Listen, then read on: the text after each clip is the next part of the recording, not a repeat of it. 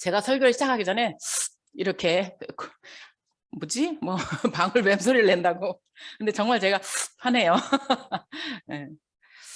12월 25일은 성탄절입니다. 하나님께서 이 땅에 구원의 은혜를 베푸시려고 예수님을 죄 있는 사람의 모양으로 보내주신, 그래서 말씀이 육신이 되신 그런 기쁜 절기인데요. 천사들이 전해준 이 구세주 예수 탄생 소식, 즉 임마누엘, 하나님이 우리와 함께 하신다는 이 소식은 이 세상 그 역사적으로 그 어느 것보다 가장 기쁜 소식인데, 대통령이 우리와 함께 한다, 백으로 막 그런 기쁜 소식인데 하나님 우리와 함께 한다는 건 너무 많이 들어서 이게 감이 잘 안 와요. 그런데 세상에서 있을 수 없는 가장 기쁘고 복된 소식이 바로 하나님이 우리와 함께 하신다는 이 소식입니다. 인류 역사는 예수님이 나시기 전인 BC와 예수님 나신 후인 AD로 세계 역사를 나눕니다. 그러니까 인류 역사를 뭐라 그래요? 히스토리, 영어로. 그의 역사야. 예수님의 역사.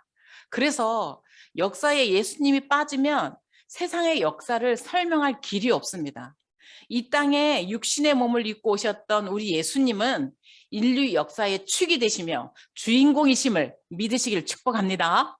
아멘. 따라서 오늘은 성탄절기를 맞아서 하나님의 약속과 이 예언이 어떻게 성취되었는지 살펴보면서 이 땅에 구세주를 보내주신 하나님의 사랑과 은혜를 새롭게 발견하고, 그리고 이제 또 다시 오시리라 하시는 그 예수님을 기다리는 그런 귀한 마음으로 예배에 참여하시기를 주님의 이름으로 축복합니다. 아멘. 네, 오늘 한 4가지를 짤막짤막 살펴볼 텐데요. 예수님이 이 땅에 오시기 위해서 천사들이 바빠요. 여기도 가고 저기도 가고 막 그래요. 근데 천사들이 어디 나타났나 한번 볼게요. 예수님이 이 땅에 태어나시기 위해서 제일 먼저 천사가 어디를 갔나 하면 마리아와 요셉에게 먼저 갑니다. 그게 오늘 이제 본문에는 마리아에게 먼저 가는 본문인데요. 누가복음 1장 26절부터 38절에 보면 예수님의 이 성령 잉태와 출산에 대한 소식을 천사가 와서 마리아에게 전해주는 장면입니다. 역사상 하나님이 인간이 되어서 오신다는 이 전무후무한 소식은 참 너무나 놀라운 일이잖아요. 그런데 이스라엘 백성들은 이거를 조상 대대로 듣고 있었어요. 그래서 언젠가는 하나님이 육신이 되어 이 땅에 오신다, 이거를 기다리고 있었어요. 그랬는데 마리아에게 천사가 와서 네가 은혜를 크게 입은 여자다, 너를 통해서 성령이 잉태해서 너를 통해 조상 대대로 말씀하시던 그 하나님의 아들이 인간이 되어 이 땅으로 태어나는 일이 이루어질 거다라는 얘기를 하니, 마리아가, 여러분이 마리아라면 얼마나 놀라겠습니까? 우리 본문 한번 다시 읽어볼게요. 30절 31절 한번 띄워주세요. 천사가 이를 때 마리아야 무서워하지 말라, 내가 하나님께 은혜를 입었느니라. 31절 같이 읽어봐요. 시작. 보라, 내가 잉태하여 아들을 낳으리니 그 이름을 예수라 하라. 아멘. 이 놀라운 소식을 받은 이 마리아는 나사렛이라는 이름 없는, 아마 요 한 사리 동네쯤 되는 이 동네에 그냥 가난하고 보잘것없는 뭐 요셉과 약혼한 그냥 처녀입니다. 아무것도. 정말 이런 소식은 어디 선지자나 서기관이나 뭐 이런 왕궁이나 이런 데 전해야 될 소식을 마리아에게 천사가 와서 전해줍니다. 그리고 지극히 높으신 이의 아들을 네가 성령으로 잉태할 것인데 낳으면 아들을 이제 이름을 예수라 하라는 말은 마리아에게는 안 해줍니다. 요셉에게 해줍니다. 어쨌든 이렇게 해서 이제 그 아들을 이름을 예수라 하라, 똑같이 요셉과 마리아에게 말해주는데 예수라 하라 이렇게 말해줍니다. 그러니까 이제 마리아가 이게 이해가 됐겠습니까? 사실은 어떻게 내가 하나님의 아들을 잉태한단 말이에요. 그리고 그때는 지금보다 더, 지금이야 무슨 이게 뭐 복제술 뭐 이런 게 있어가지고 세포 복제 해가지고 뭐 양도 만들고 이렇게 만드니까 그럴 수 있겠네 하겠는데, 이 당시는 그런 게 없는 상태잖아요. 그런데 사람의 힘이 아니요 하나님의 능력으로 인하여 성령으로 잉태되어 아들을 낳겠다 이렇게 말을 하니, 마리아는 경건한 여인이었기 때문에 이 사실을 내게 그대로 이루어질 줄 믿습니다라고 고백을 합니다. 그런데 마리아가 이렇게 고백하는 사실은 당시의 유대 나라에서 처녀가 잉태를 하면 돌에 맞아 죽습니다. 그러니까 마리아가 이게 주의 말씀이 오니 계집종에게 그대로 이루어지게 되게 해달라고 말할 때는 내가 죽을지언정 이 놀라운 하나님의 일이 일어나게 된다면 저는 죽어도 좋아요. 이 일이 나를 통해서라도 일어날 수 있게 해주세요. 라는 뜻이거든요. 이렇게 하나님의 말씀에 그대로 이루어지기를 순종한 마리아가 있었기 때문에 오늘 우리에게 구세주 탄생이 이루어졌습니다. 저와 여러분은 하나님이 어떤 말씀을 하시든지 그거는 내 상식이 안 맞아요. 잠깐요. 지금 내 상황하고는 안 돼요. 이렇게 하는 게 아니라 어떤 말씀이라도 주의 말씀이 우리에게 주어지면 예스, 아멘. 내가 어렵지만 일단 순종하겠습니다. 이렇게 결심하고 배우는 성탄절 되시기를 주님의 이름으로 축복드립니다. 아멘. 자, 이제 마태복음을 한번 볼 텐데요. 마태복음에 보면 마태복음 1장 18절부터 25절까지 아마 다 보지를 못할 거고 21절, 22절을 볼 텐데요.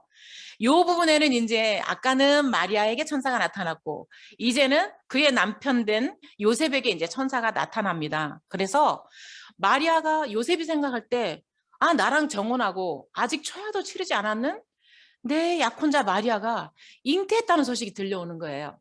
그러니까 어떻게 해요? 요셉이 끊어야 되겠다. 그러니까 헤어져야 되겠다. 이렇게 생각을 하고 있을 즈음에 천사가 요셉의 꿈에 현몽하여 나타나서 이렇게 말을 해줍니다. 21절 한번 볼게요. 마태복음 1장 21절 한번 같이 읽어봐요. 시작.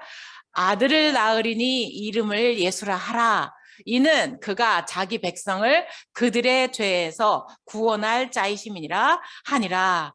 아멘.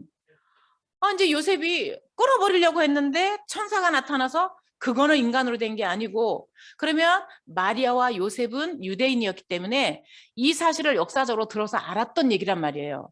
근데 그게 지금 나한테 일어난다고 생각하니까 너무나 놀라웠고 그리고 어쩌면 하나님께 간택이 된 거잖아요.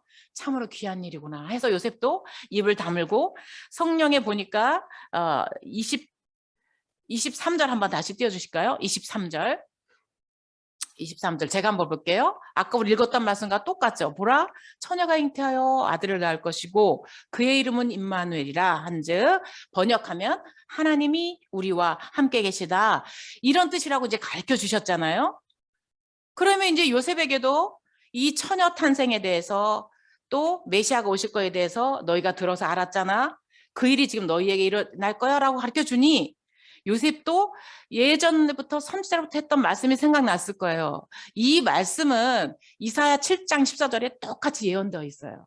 이사야 7장에 보면 처녀 잉태가 예언되어 있는데 이사야는 우리가 느누이 말씀드렸지만 예수님이 탄생하기 전 700년 전의 예언자예요.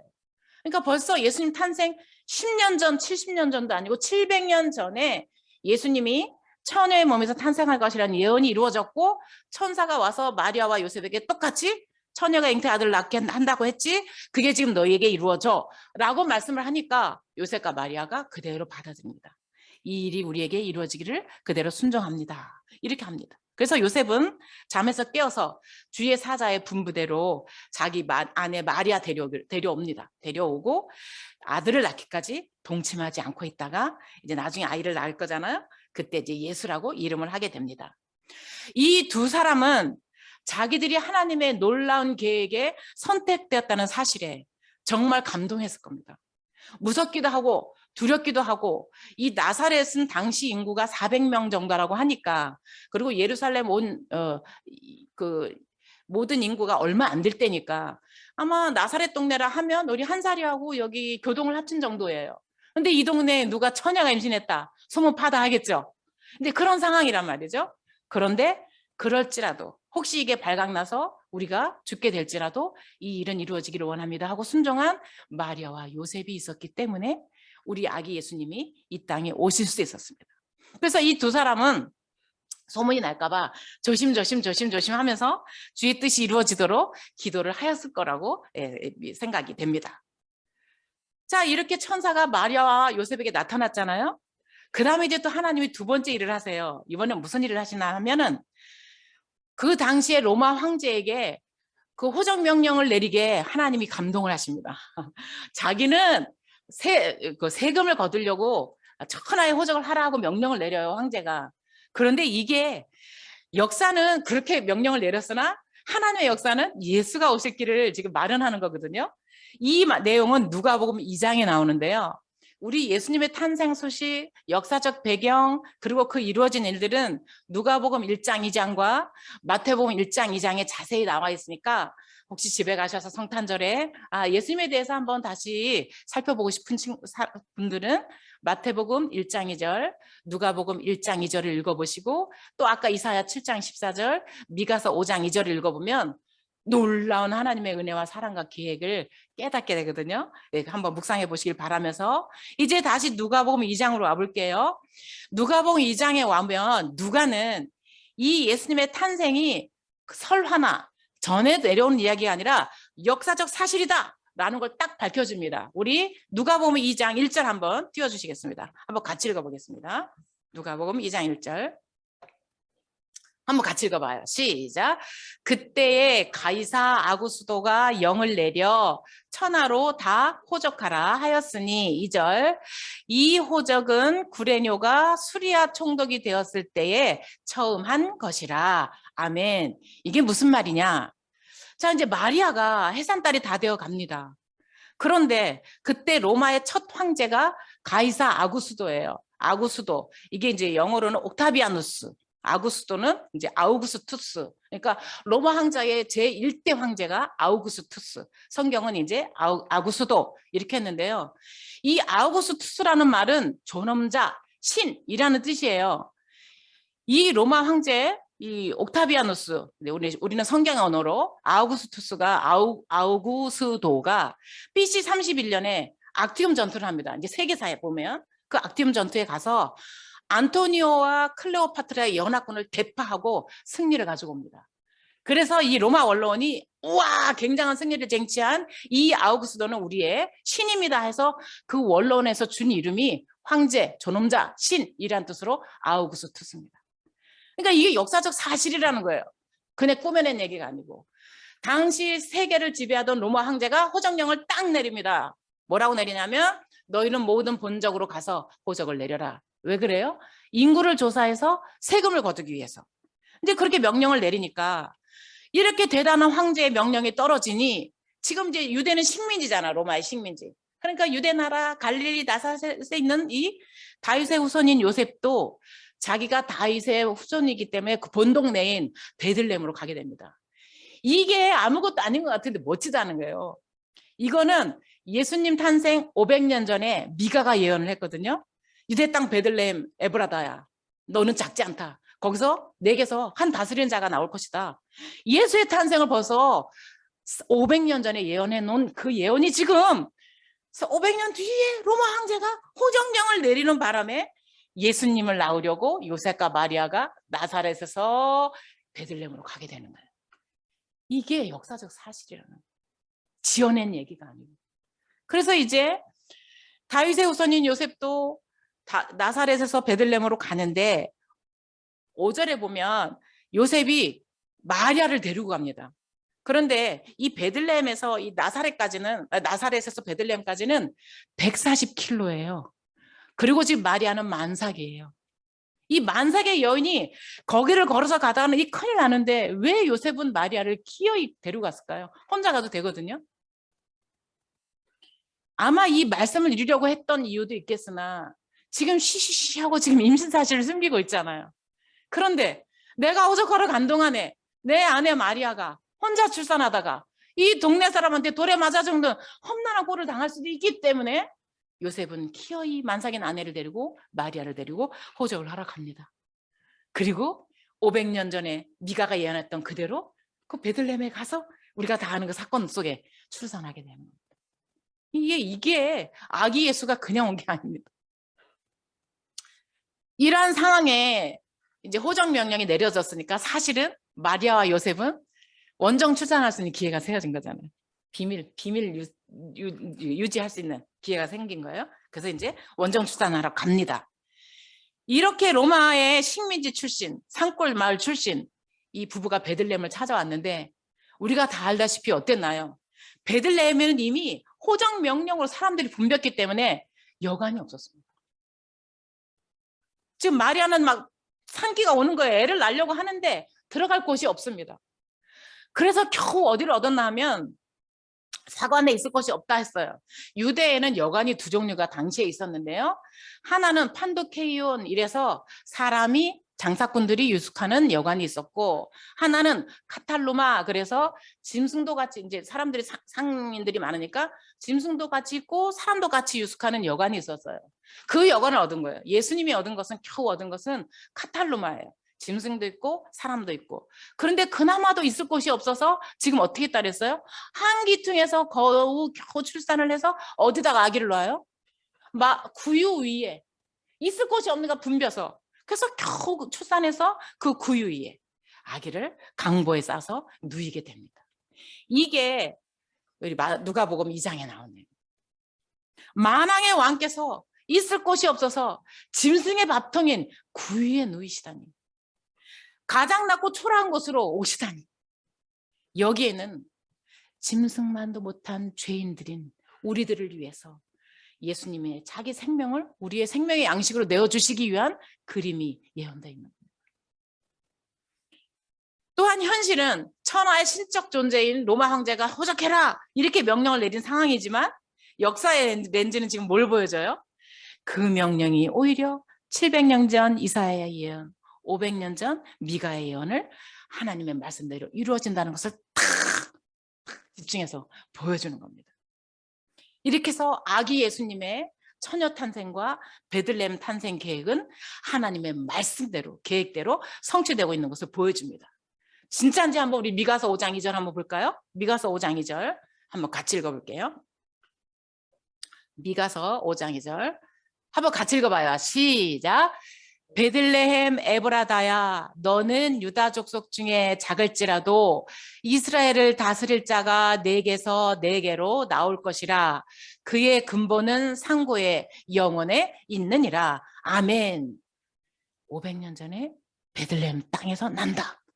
그것을 지금 성취하기 위해서 요셉과 마리아가 만삭의 몸으로 지금 베들레헴까지 140km를 걸어서 와서, 따라서 이 세상에 제 아무리 절대 권력, 다른 만몬 신, 이런 것들이 득세한다고 요동치고 난리여도 결국 하나님의 말씀대로 그리스도를 통해서 이 땅의 모든 것은 이루어지고 진행된다는 사실을 믿으시기를 주님의 이름으로 축복합니다. 아멘.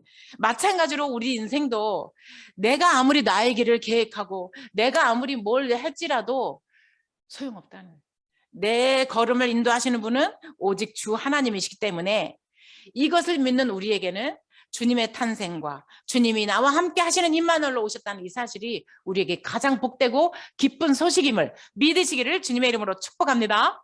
아멘. 아멘. 자, 이제 세 번째, 이제 천사가 이제 어디로 가나? 이번엔 하나님께서 천사들을 목자에게 보내십니다. 자, 이것은 누가복음 2장 8절부터 14절에 나오는 내용인데요. 하나님께서 마리아가 이제 출산했어요. 곧 출산할 즈음에 누가복음 2장 8절에 보면 밤에 밖에서 양떼를 지키던 목자들이 있었어요.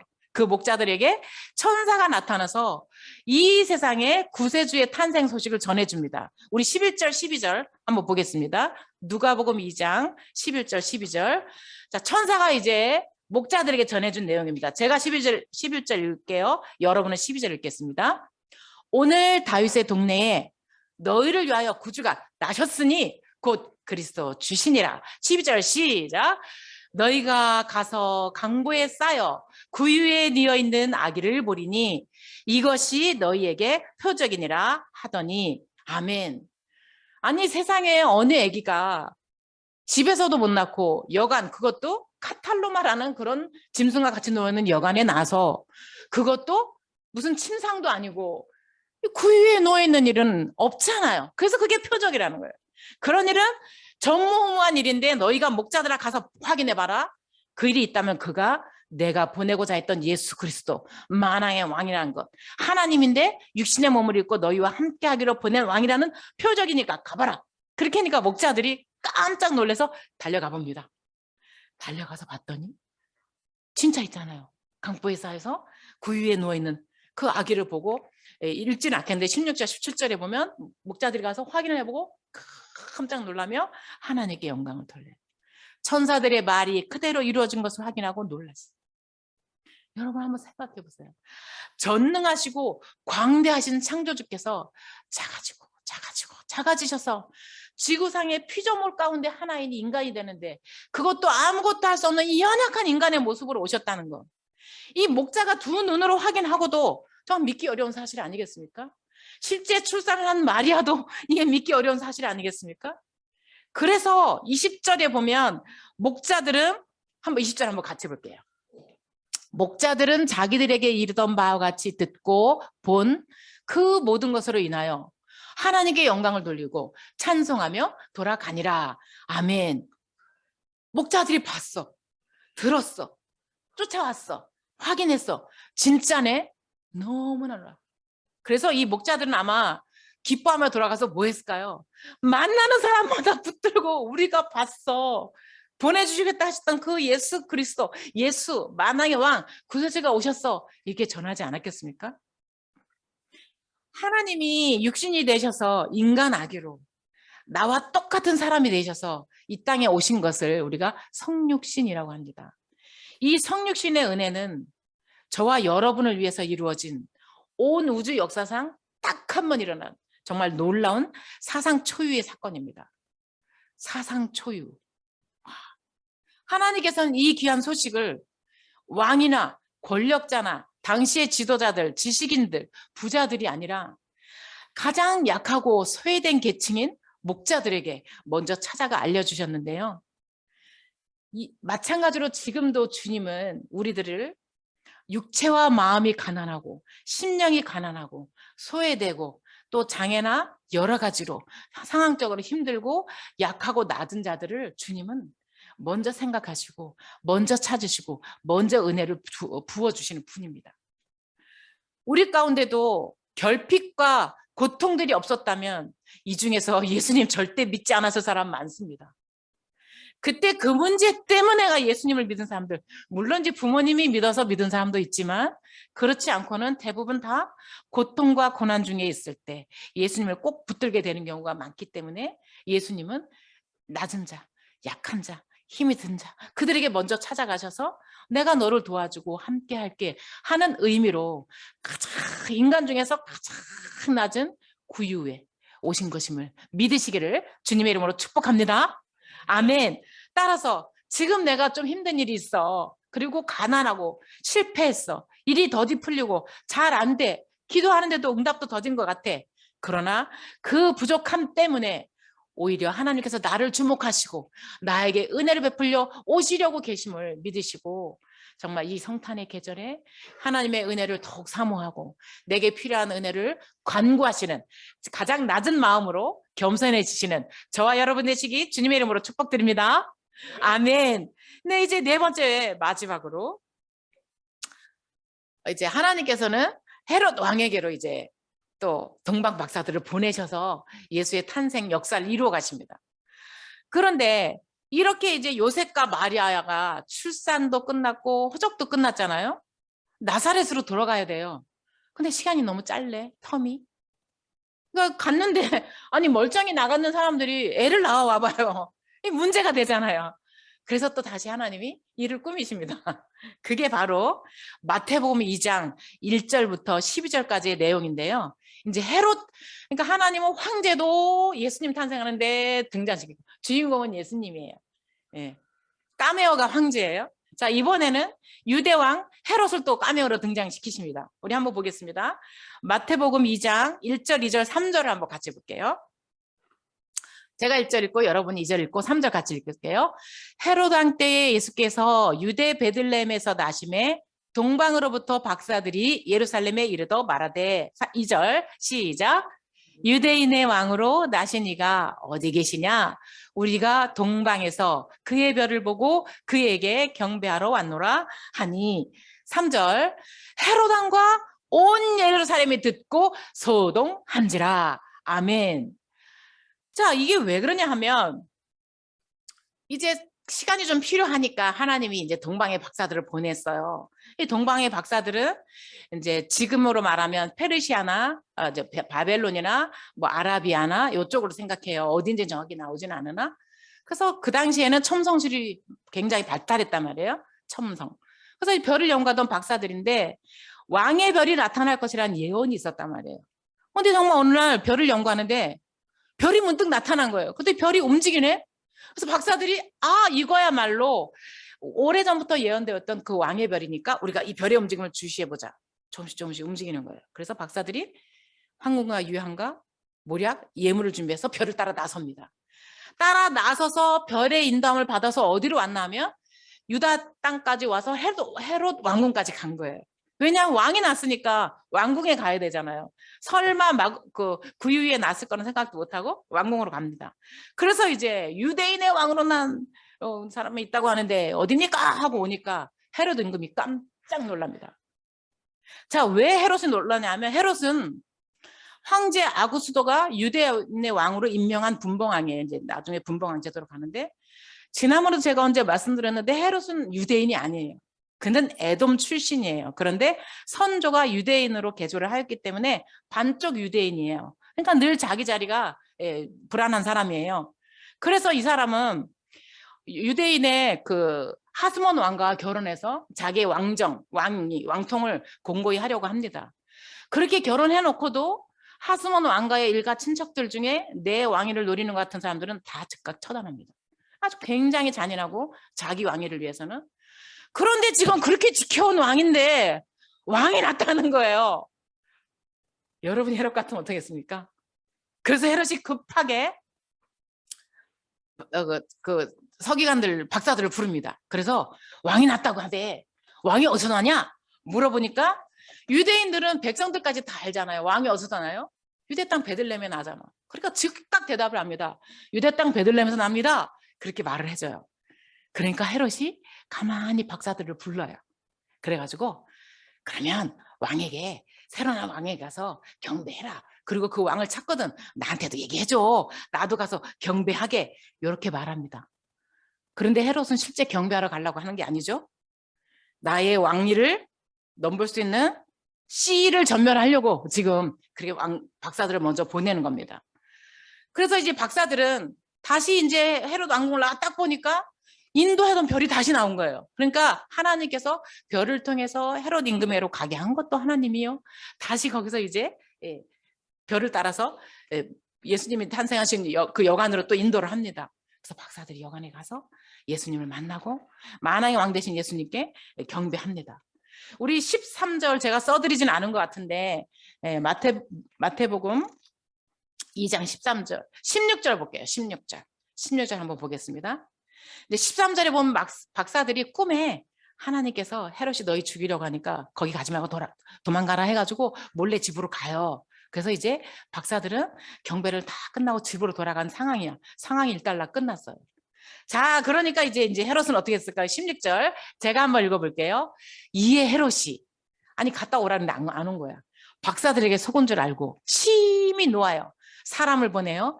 베들레헴과 그 모든 지경 안에 있는 산의 아이를 박사들에게 자세히 알아본 그때를 기준해서 2살부터 그 아래로 다 죽이니. 그래서 이게 헤롯 왕이 내린 유아살해 명령입니다. 이게 지금 유대 지경에 다 내려지고 예수님이 탄생했을 것 같은 그 햇수에 2살 아래 남자들을 다 죽는 일이 벌어집니다. 요셉은 22절에 보면 꿈에 헤롯이 아기를 찾으려고 하니까 빨리 도망가라 해서 어디로 도망가냐면 애굽으로 도망갑니다. 그래서 요셉은 애굽으로 도망가서 거기서 이제 또 시간을 법니다. 그래서 아이를 낳아서 출산해서 키우는 그 시간을 벌어서 나중에 하나님께서 이제 헤롯이 또 죽어요. 헤롯이 죽었으니 본국으로 돌아가라 해서 돌아갔을 때는 세월이 그 안에 역사가 막 흘렀잖아. 2, 3년 이렇게 흘렀잖아요. 그래서 아기를 딱 데려갔을 때도 당연히 신혼부부가 아기를 낳아서 온 곳으로 되는 겁니다. 역사 이렇게 흐르는 겁니다.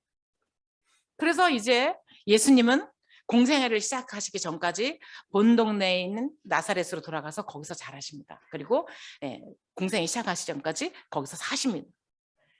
이렇게 세상 권세와 마귀는 아기 예수님의 탄생을 방해하고 죽이려고 했지만 결국에는 모든 것이 하나님께서 예언하시고 계획하신 그 뜻대로 착착착착 이루어진 것을 역사는 보여줍니다. 그래서 세상은 아구수도가 주인공인 것 같고 당시에 헤롯 왕이 주인공인 것 같으나 하나님은 no, 너희들은 아기 예수 만왕의 왕이 태어나는 일에 일조할 수 있는 너희들은 까메오야. 이렇게 가는 거죠. 하나님께서 구주로 오셨던 탄생이 있었기 때문에 우리가 오늘 이렇게 은혜 가운데 사는 겁니다. 기독교가 들어간 곳, 예수님의 이름이 들어간 곳마다 역사가 바뀌고 개인과 가정과 국가가 변화된 것은 역사가 증명을 하는데요. 우리나라도 1800 그전부터 1600부터 캐톨릭이 들어오긴 했지만 개신교는 1800 공식적으로 한 44년쯤 보거든요. 약 140여 년쯤에 우리나라에 개신교가 들어왔기 때문에 그 개신교가 들어와서 양방 상놈의 그 신분 차별이 철폐되고 또 학교와 병원이 세워졌고 또 지금처럼 사람 대접받는 사회가 된 겁니다. 성탄이 없었다면, 예수님이 안 계셨다면, 기독교가 들어오지 않았다면 지금 같은 사회는 없고 아직도 이주호 사회가 계속될 수도 있는 겁니다. 그러므로 우리가 지금 힘든 그 무엇이 있다면 그것 때문에 절망하지 말고 하나님은 역사를 바뀌면서까지도 우리를 찾아와 주시고 함께해 주시고 복을 주시고 구원의 은혜를 베풀어 주시기 위한 사랑의 주님임을, 그 주님을 우리 마음에 다시 한번 영접하시는 복된 성탄절 되시기를 주님의 이름으로 축복을 드립니다. 아멘, 아멘.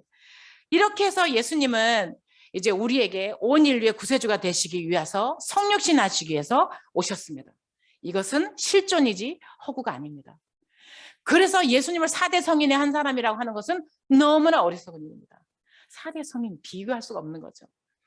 예수님에 대해서 우리는 똑바로 알고 똑바로 믿어야 합니다. 그래서 이 예수님을 잘 모르면 평상시에는 예수님을 잘 아는 것 같아. 교회도 잘 다니는 것 같아. 그런데 이제 조금 누가 뭘 흔들잖아요? 그러면 흔들리네? 또 우리 학생들은 어때요? 학교에 가서 진화론에 근거한 것들을 배우잖아요? 막 빅뱅 이런 거 배우잖아요. 그러면 어머나 천지창조가 아닌가벼 이렇게 되는 거예요. 지구 역사가 50억 년 지났다고 진화론은 말하는데 성경은 지구 역사 6,000년이거든요. 아 이거 뭔가 이거 과학적으로 안 맞네 이렇게 되는 거예요. 사람이 원숭이에서 진화되었다고 해요. 그러면 이거 인간 창조가 흔들리고 예수님에 대해서 똑바르지 않고 예수님에 대해서 기록한 성경 말씀이 똑바르지 않으면 예수님이 배제되고 기독교 가치관이 배제된 역사나 상식이 들어오면 견뎌내지를 못하는 겁니다. 그래서 우리는 성경을 똑바로 알고 읽고 배우고 공부하고 하나님에 대한 말씀의 정확한 지식을 갖는 것이 굉장히 중요합니다. 이번 장례식 때 저희 조카가 이제 고등학생이 된 조카가 있는데요. 조카가 이제 제가 목사라고 하니까 뭐 이것저것 막 물어보더니 그래도 나는 빅뱅은 믿어지는데 창조가 믿어지지 않는다는 거예요. 우리 조카가 지금 프로 게이머예요. 고2인데. 그런데 이제 그래서 내가 그래 너 빅뱅은 어떻게 온 건지 알아? 잘 모르지만 학교에서 배웠대. 빅뱅은 1948년 미국 물리학자 가모프에 의해서 형성된 가설이에요. 가설. 창조론도 증명될 수 없는 건 가설이라거든요. 과학은 다 가설이에요. 창조론도 가설이야. 과학도 가설이야. 근데 그걸 잘 생각해서 믿을 거냐 안 믿을 거란 말이죠. 그런데 이건 가모프가 했는 그 이론인데 자, 그 이론에 의하면 초기 우주, 지구가 온도와 밀도가 높아지면서 팽창했다. 팽창했다 그래. 좋아. 그래서 그러면 점차 그게 이제 팽창하고 시작하면서 이제 식잖아요. 식을 때 초기 우주에서 수소나 헬륨 같은 가벼운 원소가 만들어지면서 지금까지 이렇게 팽창하면서 우주가 되었다고 하는 게 빅뱅 이론이에요. 그래서 제가 그랬어요. 그래, 그럼 빅뱅이 일어났다고 보자. 야, 찬아야. 그러면 빅뱅이 있을 수 있도록 일으킬 수 있도록 했던 원천 물질은 누가 만드셨냐? 그게 하나님이야, 이 사람아. 무슨 말인지 알겠어요? 자, 원숭이 진화론 참 말도 안 되지만 원숭이에서 진화됐다고 하자. 자, 그러면 그 원숭이 누가 만들었냐? 그래서 창조야, 이 사람아. 맞네요. 이번 주부터 교회가 성경 읽어 짜스가네. 영생은 유일하신 참 하나님과 그리스도를 아는 게 영생이요. 예수 그리스도가 영생을 주시기 위해서 오신 분임을 아는 것이요. 그래서 이 성탄절은 그 예수님을 알고 믿고 내가 하나님의 자녀가 된 사실 하나만으로도 감사하고 기쁨과 감격이 넘치는 절기가 되심을 믿으시기를 주님의 이름으로 축복합니다. 아멘. 결론입니다. 하나님께서는 하나님의 영광을 드러내도록 우리 인간을 하나님 꼭 닮은 하나님의 형상을 닮은 인간을 창조하셨는데요. 인간이 그만 마귀의 유혹에 빠져서 하나님께 불순종합니다. 그래서 그 창조 목적에서 벗어났습니다. 요걸 죄라고 하는 거예요. 죄는 윤리적인 거 뭐 이런 죄도 있으나 하나님의 영광을 드러내고자 하는 창조 목적에서 벗어난 것, 이 죄의 결과로 인해서 모든 인간이 죽는 거예요. 왜 죽어요? 괜히? 죄의 결과 때문에 너희의 육체는 죽는다라고 심판이 온 거거든요. 또한 우리 죄를 용서하시고 구원해 주시기 위해서 오신 예수님을 믿지 않고 거부하면 영원토록 그 영혼이 지옥에 거하게 되는 형벌, 즉 둘째 사망의 형벌이 모든 인간에게 주어져 있는 거예요. 지금 첫째는 육체가 죽고 두 번째는 영혼이 지옥에서 사는 영원한 형벌이 이미 심판으로 주어져 있어. 그래서 이 사실을 알려주시려고, 이 사실을 하나님을 믿으면, 예수 그리스도를 믿으면 이 형벌에서 자연히 심판이 없어지고 면케되고, 그 사실을 알려주시려고 우리 예수님 하나님께서는 지난 6,000년 역사 속에 수많은 선지자들을 보내셨고 성경을 기록해 주셨고, 그렇게 했는데도 사람들이 믿지 못하는 거예요. 특별히 선지자들을 이 열왕기 상하에 보면 정말 얼마나 많은 선지자들을 막 보내시는지 우르르 보내셔요. 안 들어 사람들이. 그래서 막 잡혀가자, 하나님 말씀 안 들으니까. 그래서 이 문제를 해결할 수 없으니까 나중에 어떻게 돼야 할 수 없이 하나님 자신이 오신 거예요, 이 땅에. 아무리 보내도 안 되니까 이제 내가 직접 가서, 내가 직접 인간이 돼서 직접 나타나서 직접 말해주면 믿겠지. 믿었나요, 사람들이? 믿은 몇몇 사람들에 의해서 신약 성경이 쓰여지고, 믿은 몇몇 사람들에 의해서 복음이 전파되고, 그들에 의해서 우리에게까지 복음이 전해지고, 오늘 우리가 이 육체의 죽음과 영원한 심판의 죽음을 면할 수 있게 하신 인류의 구세주 예수 그리스도를 전해 듣고 믿게 된 사실이 이 성탄의 축복임을 믿으시기를 주님의 이름으로 축복합니다. 아멘. 이 기가 막힌 하나님의 사랑과 은혜를 깨닫는 것. 그래서 이 다른 타종교는 뭔가 내가 공로가 필요해요. 나도 뭔가 내 구원을 위해서 일조를 해야 돼. 그렇죠? 뭐 1,000 이렇게 절한다 하대. 뭐 3,000배 이런 거. 그게 무슨 구원을 해? 그게 진짜. 그것도 인간이잖아. 이슬람 창시자도 인간이요. 불교 창시자도 인간이잖아요. 우리 하나님만이, 기독교만이 하늘로부터 오신, 이거를 정말 이 기쁜 소식을 예수님께서 전해주시길 원하시는 것이 교회고, 그 사실을 믿은 사람들이 저와 여러분이고, 이 사실을 마음에 받아서 아직도 이 사실을 몰라서 헤매고 있는 사람들에게 전해줘야 될 사명을 받은 사람들이 저와 여러분입니다. 정말 예수님을 제대로 만났다면 눈물 흘리며 한숨 잃지 않아도 될 것이고, 예수님을 제대로 만났다면 연일 뉴스에 오르내리는 그런 증오 범죄들이 일어나지도 않을 것이고, 예수님을 제대로 믿으면 정말 감옥에 가지도 않을 것이고, 잘못된 선택을 하지도 않을 사람들이 얼마나 많냐고. 지금 구유에 누인 아기로 오신 예수님, 지금도 가장 낮고 소외된 자들을 찾으시면서 또 내가 겪는 아픔, 외로움, 실패, 이 모든 걸 다 친히 겪으셨기 때문에 다 아시면서 나를 도우시고 위로해 주시고 나와 함께 천국 가자고 기다리고 계시는 그 예수님, 이 성육신 하신 예수님을 이 시간 마음을 활짝 열고 모셔드려서 다시 한번 내 삶에 변화와 혁명이 일어나고 새로운 소망의 역사가 일어나는 성탄절 되시기를 주님의 이름으로 축복을 드립니다. 아멘. 우리 기도하시겠습니다. 기도하시고 찬양, 나의 사랑, 나의 생명, 나의 예수님 고백드리겠습니다.